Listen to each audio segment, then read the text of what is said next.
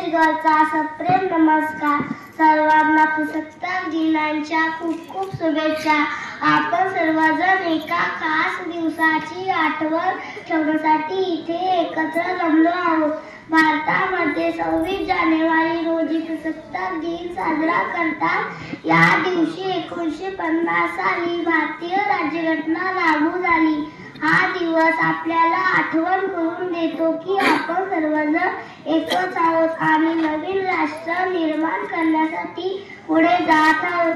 स्वातंत्र्यवेळी भारताचे संविधान लागू नव्हते. भारताचा कारभार भारतीयांनी लिहिलेल्या राज्यघटनेनुसार चालावा या अपेक्षेने डॉक्टर बाबासाहेब आंबेडकर यांना राज्यघटनेचे शिल्पकार म्हणतात. आज सर्वत्र भारतात आनंद उत्सव साजरा करण्यात येतो. शाळा महाविद्यालय सजविले जातात. विविध खेळ स्पर्धा घेण्यात येतात. भारतातील प्रत्येक नागरिकांना भारतीय संविधानाचा आदर असावा. तिरंगा आमचा मान आहे, पराक्रमाचे गाण आहे.